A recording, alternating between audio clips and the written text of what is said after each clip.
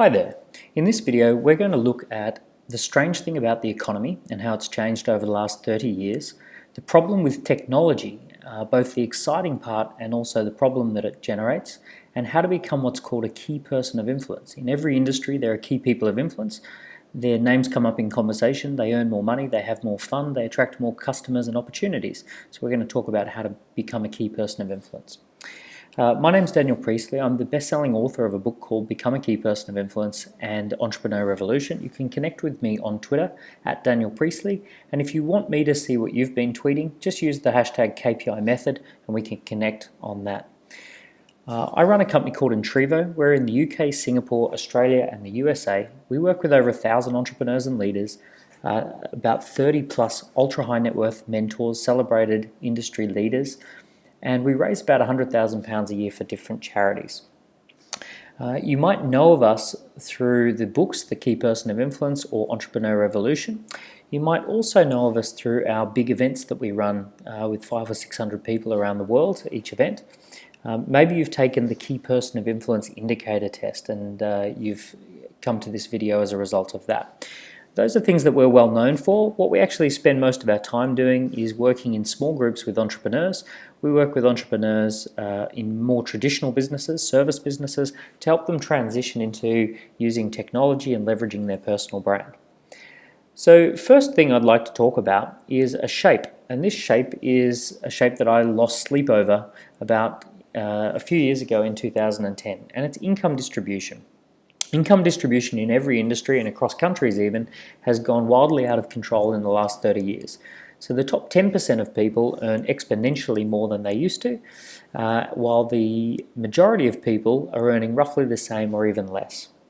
So at the top end of town we have incomes on the rise, and at the bottom end of town we have incomes declining.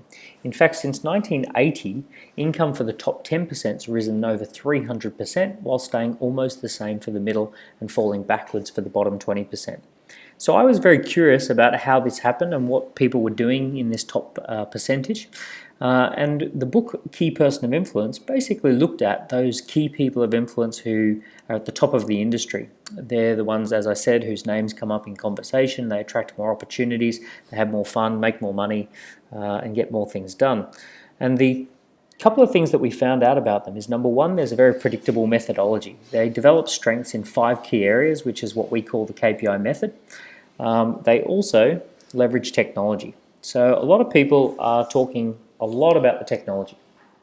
So the technology is the most exciting piece because it's all around us and it's fast changing, fast moving.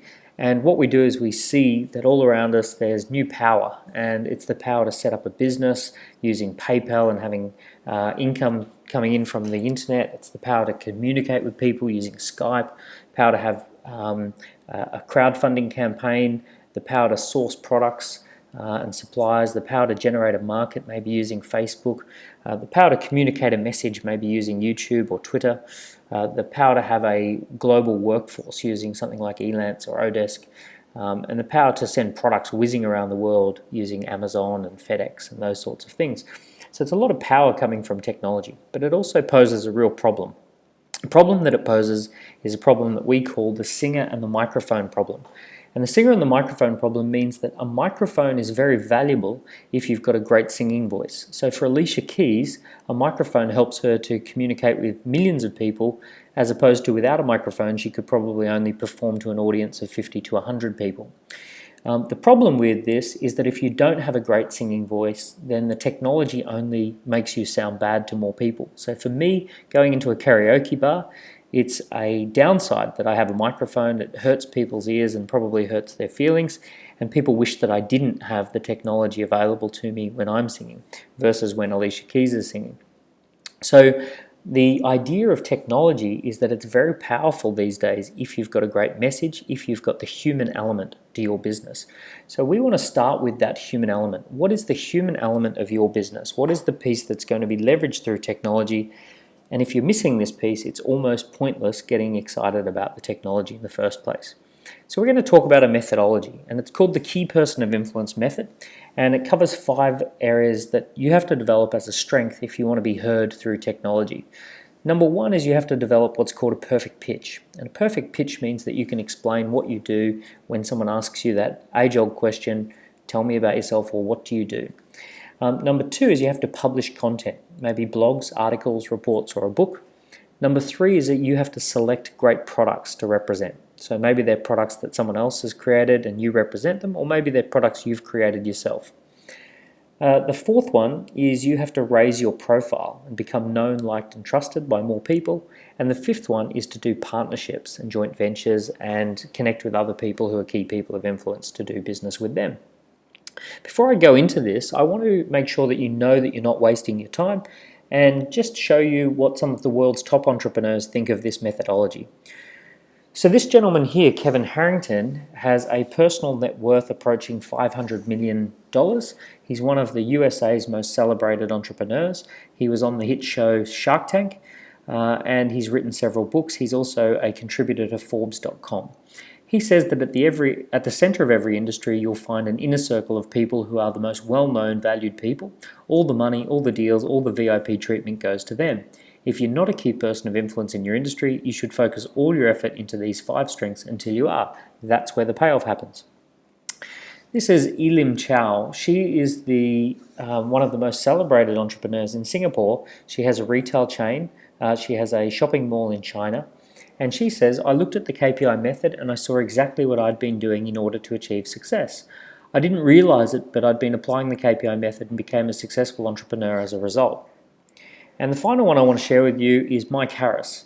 Mike Harris has built 3 multi-billion-pound businesses in the UK, a couple of banks and a telecommunications business, as well as a few other interesting technology companies.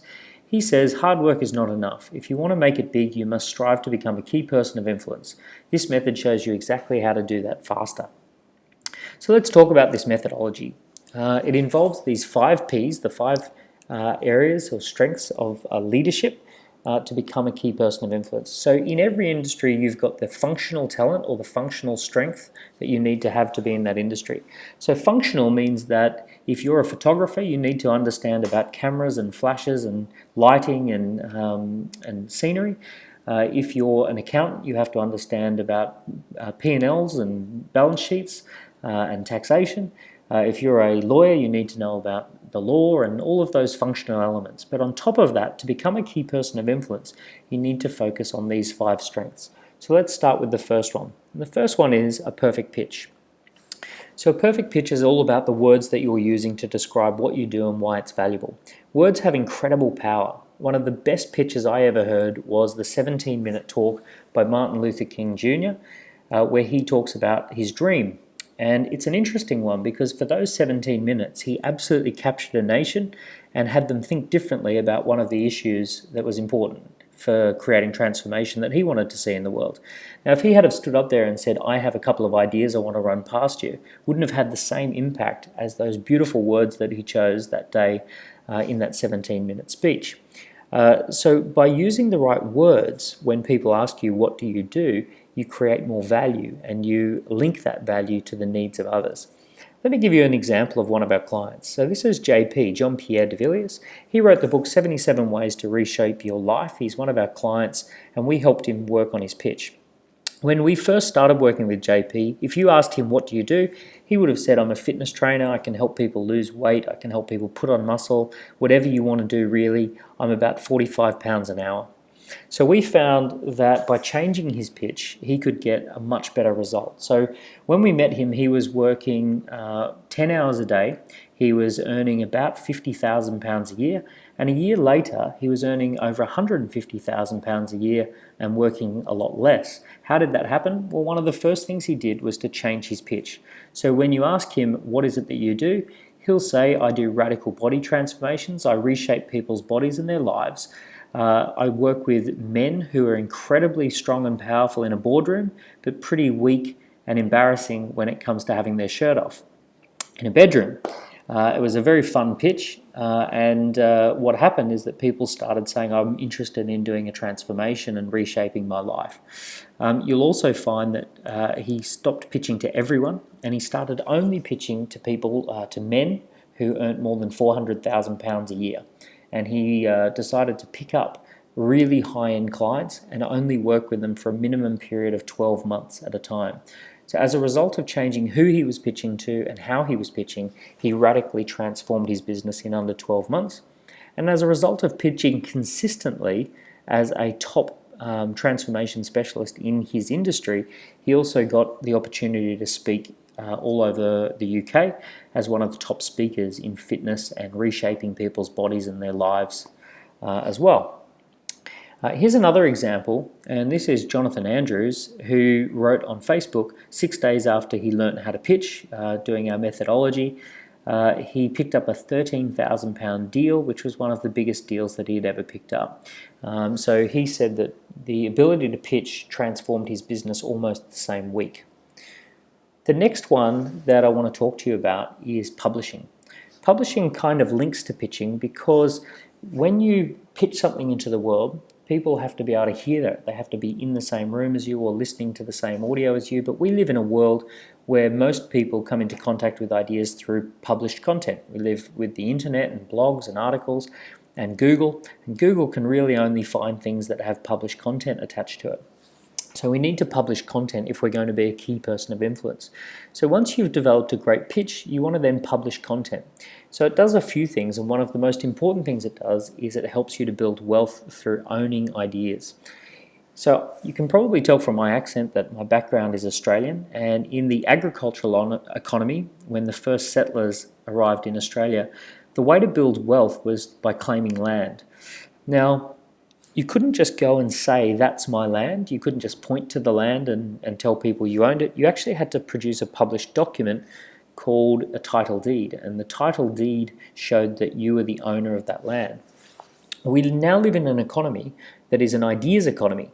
So the people who are the first settlers to ideas can't just say they're my ideas. They actually have to show ownership over those ideas. And what we're looking to do is to show ownership around a niche or a micro niche.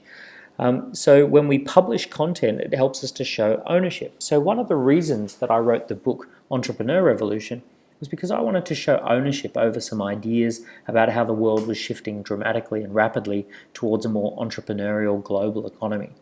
And people all over the world, they look at that book, they read that book, and people who are interested in the same topic come and find me, and we can connect and do business. I'll give you another example. Shireen Smith is a talented lawyer who specializes in intellectual property, and she knows almost everything there is to know about how to protect intellectual property. But she didn't really own that space or own that niche until she wrote the book Legally Branded. So she worked with us and wrote this book, Legally Branded, and she started sending that book to design agencies and IT agencies, and basically let them know that if they're creating designs or brands or some technology, that they need to advise their clients that they should protect their intellectual property. And that she sent them that book. She said that she was one of the top people in that space, and as a result she's captured all the business that is going through those channels. And having that book helps her to own the space. Even when people don't read the book or read all of the book, they know that she's the person when it comes to legally branding something. As a result of owning that space, she's also started speaking and training and has become a key person of influence. She's featured in the media, she's a respected lecturer, and she's attracting more business than ever because she really owns that space around protecting intellectual property and protecting brands. So far we've talked about two. We've talked about pitch and publish. This means that if you want to be a key person of influence, you need to really hone and refine that question, the answer to that question, what do you do? And then start producing content that ends up online, maybe a book, maybe some articles, maybe some reports about those key ideas that you're going to be known for. After that, we need to productize. Productize means that we have to have a way to make some money. Most people are stuck in the age-old way of making money, which is time for money. And instead of making time for money, we want to look for products that can help make money. So we know that intellectual property is a very powerful asset. We know from working with over 1,000 entrepreneurs that almost every entrepreneur and leader that I've ever worked with is sitting on a lot more intellectual property than they give themselves credit for. but it's an unused asset. It's an off-balance sheet asset. So by formalizing that asset and understanding that intellectual property and then turning it into products, they're able to create more income. How does that work? Well, income follows assets. So if you want to have rental income, first you need to have a rental house. You have to have the house, and then you can, which is the asset, and then you can get the rental, which is the income. In business, if you want to earn more income, you have to have greater assets, which is intellectual property. So it means you might have to have a better brand, you might have to have a better product, you might have to develop a better methodology, you might have to develop a better culture within your team. You might have to have a team culture that can attract more high performers. So income follows assets, and all of those intellectual property assets are the most valuable and easy to produce assets that businesses can create. Now, most businesses are not focused on creating new assets. They're focused on sales and marketing, which basically is sweating the asset. And that's almost like having a one-bedroom house and trying to do sales and marketing to get that rent to increase. It's very difficult to get the rent to increase through sales and marketing, whereas if the one-bedroom house became a two-bedroom house or a three-bedroom house or a four-bedroom house, the rent would automatically increase pretty naturally. So what we have to do is go inside your mind, inside your head, and develop intellectual property and look for the intellectual property that you have, and then turn that into a product ecosystem. So a couple of quick examples that I want to share with you. The product ecosystem is a number of products, and we talk about 4 types of products. We talk about gifts, product for prospects, core offerings, and products for clients. And we construct that into what we call an ascending transaction model. And we've done this with thousands of clients all over the world now. Here's an example that I'd like to share. Mark Middo and Corey Top were 2 DJs. They had a special evening that they used to run. There was a countdown evening where people would text in and message in their favorite songs, and then they would do the countdown. They developed an idea around how that countdown should work and how it could be fun and engaging. When they worked with us, they turned that into a licensable system, a licensable model, and now that countdown system, that countdown model, is used in nightclubs and parties all over the world. While they were also working with us, they discovered that they had a method that they used in their business called the 5-minute business rule. And when they would have an idea, they would spend 5 minutes intensely seeing what they could launch within 5 minutes and how far they could take the idea in 5 minutes. And that's how they made their decisions as to whether they would keep going with that idea, just to see what would happen in that first 5 minutes. As a result of taking that tiny little idea called the 5-minute business, they wrote a book called the 5-minute business. They created a system for teams, small business teams, to use about the 5-minute business, and they now sell that and they speak all around the world on that as well. So they were sitting on 2 very valuable pieces of intellectual property, which they then took out of their heads and turned into valuable products. Another example is Holly Helt. Holly Helt knew everything there is to know about green tea. She knows specifically about Japanese green tea, which is prepared in a different way. Different from Chinese green tea, and it preserves a chemical that helps make you more creative. She wrote about it, she talks about it, she created books, blogs, articles, products, all about Japanese green tea, everything from tea ceremony training programs right through to the green tea itself. And now she has a thriving business because she took what she knew and she turned it into a series of products. You could also use us as an example. We know a lot about how to make someone a key person of influence. And we've taken that idea and we've turned it into a book, into events, and lately we've turned it into the Key Person of Influence quiz, where people can answer 40 questions and discover how they rate on each of the 5 areas to become a key person of influence. So it's just another example of taking an idea and turning it into various different products. Another quick example was Lee Ashton. Lee used to work one-to-one with clients, teaching them about sales and how to build rapport, use NLP techniques in order to generate sales. As a result of working with us, we've helped her to create products, and those products are now being sold into some of the UK's largest companies. The next one we want to talk about is profile. So at this stage, we've built a great pitch, a powerful pitch, so you could stand up in front of a room of investors or clients or potential employees and give them a great pitch and make sure everyone's on the same page and understands the value.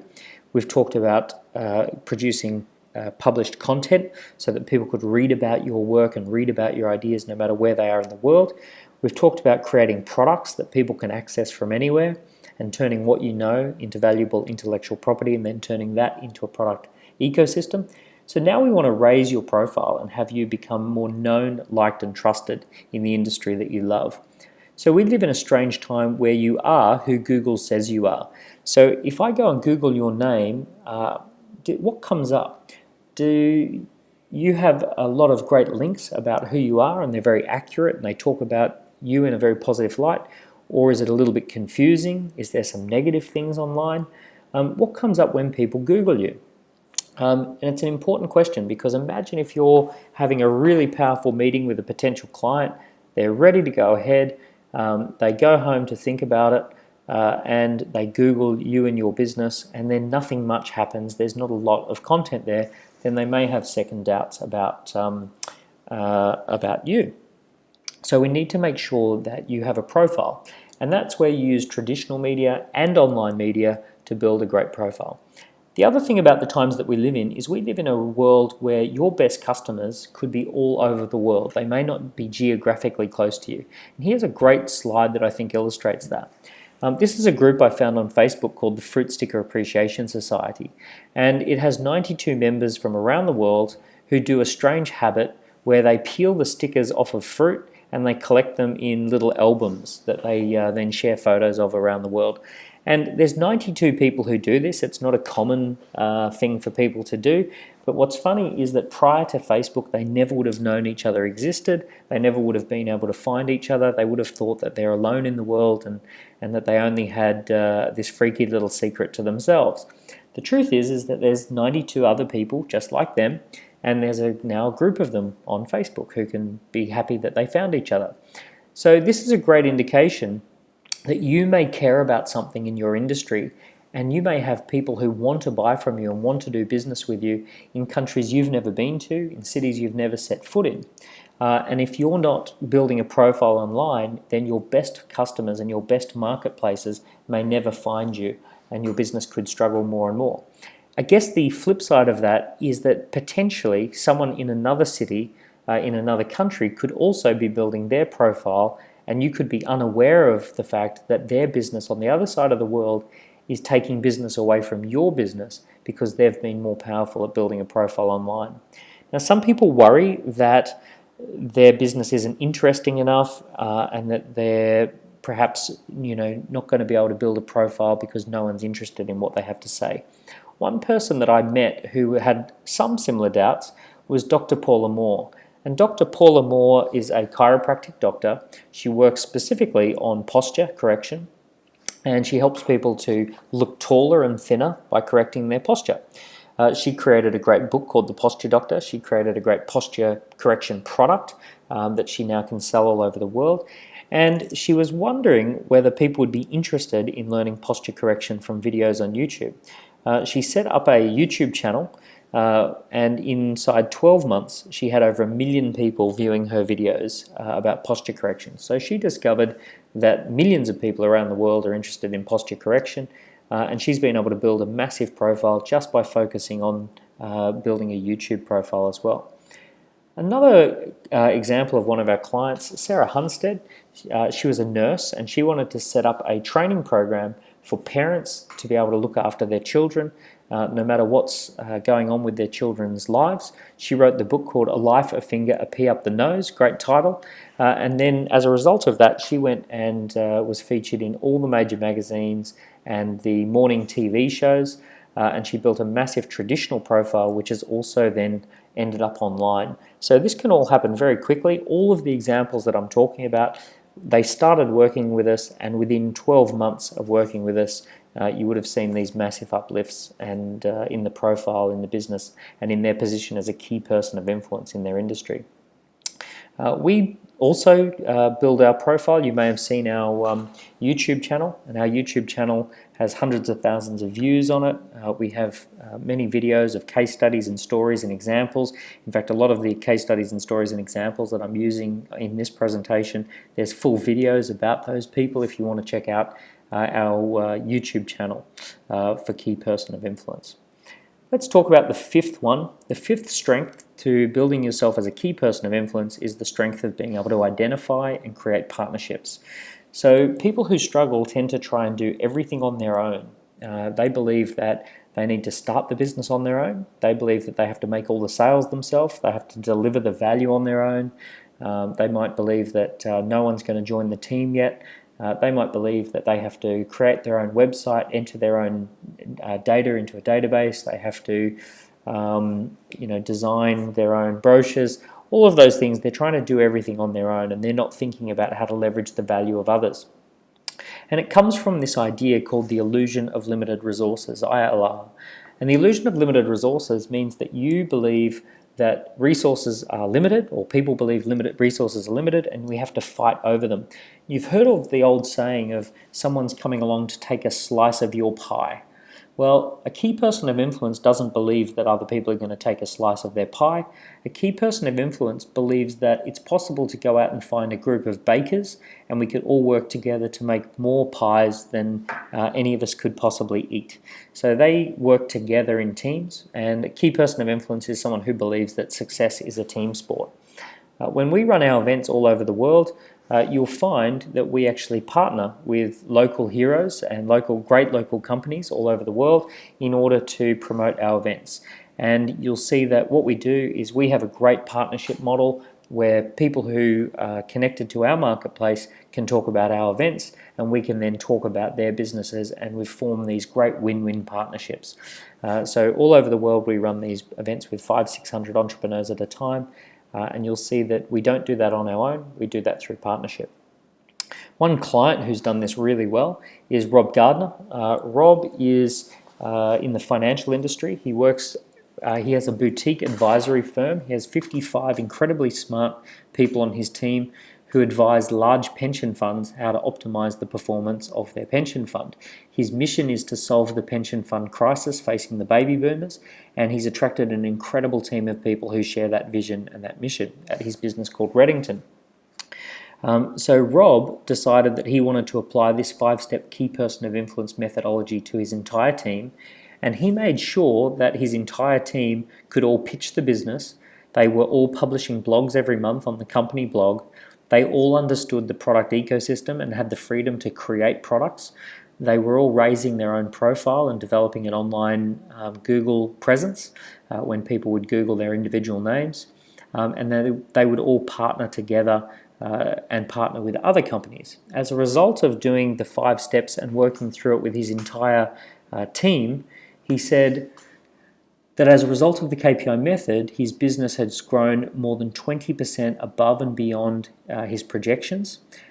He's been able to train up his team, create a much better culture, and he now has partnerships with some of the world's largest financial institutions, BNY Mellon being one of them, and they advise over $270 billion worth of funds under management. So a very successful story from Rob. So on this call I've talked about all sorts of businesses. On this video I've talked about all sorts of businesses. Businesses that are small and starting up, businesses with an idea that they want to take to market, and businesses that are already in that medium-sized to large-scale businesses. In fact, we've worked with over 1,000 entrepreneurs in 50+ different industries, people from fitness to investment banking, from business coaching to plumbing.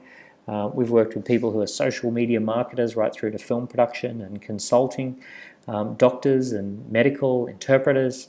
We've worked with all sorts of different people. And what we've discovered with all of them is that this methodology absolutely transforms their business. So we live in radically exciting times. Everyone's getting very excited about the technology. However, the technology is not the full story.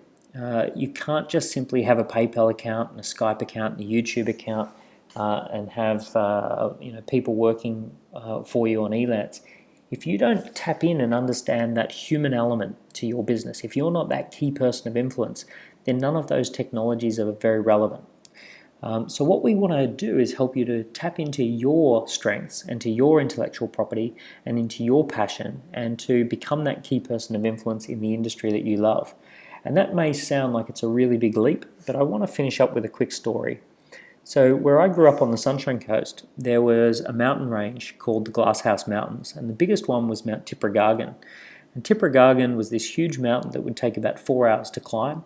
But when you got up to the top of it, you'd discover that all you could see was the other mountains on the horizon. You'd see these great silhouettes on the horizon, and you'd think about, wouldn't it be wonderful to go and climb those mountains, and look how clearly I can see those mountains. However, you couldn't see the mountain that you were already standing on. If you looked down at your feet, you'd see broken rock and weeds, and if you remember how you got there, you'd just imagine a struggle and a lot of difficulty. And the truth is that the only mountain you couldn't see is the one that you're on. Now, my experience of working with entrepreneurs and leaders in businesses all over the world is that this is a very real example and a great metaphor. And my belief is that you're already standing on a mountain of value, that right beneath your feet is wonderful ideas, a great story, interesting connections, powerful insights, and that we could tap into those and help you to see them and give you a little bit more perspective about how you could commercialize the mountain of value that you're already on. So the message from this video is that you are already standing on a mountain of value, but often you can't see it. So we'd love the opportunity to help you to do that. What next? Well, if you'd like to work with us a little bit more, or you'd like to learn more about the Key Person of Influence method, you could read the book, Become a Key Person of Influence, which is an Amazon best-selling book. You could take the Key Person of Influence test and get a score as to how you rate currently on the 5 Ps that we've talked about: pitch, publish, product, profile, and partnership, as well as an overall score about how you're commercializing that success. Or you could attend one of the many events that we run with world-class speakers all over the world. So all over the world we run events with different lineups of speakers, entrepreneurs who have built massive businesses, really great leaders and consultants, people with big ideas, people with a lot of great strategies, and who are talking about the 5 Ps. So if you go to our website, keypersonofinfluence.com, you'll be able to go to a map and look at the different events that are coming up in your part of the world and maybe find something that's close to you. If you've enjoyed this video, I'd love it if you'd go onto Twitter, if you use Twitter, and you could just say, I just watched the KPI Method video by Daniel Priestley and I enjoyed it. What that'll do is it'll allow me to see that you've done that, and I'll be able to connect with you on Twitter and follow you back, and we can have an ongoing conversation from here. So thank you very much for joining me on this video, and I look forward to seeing you in the future.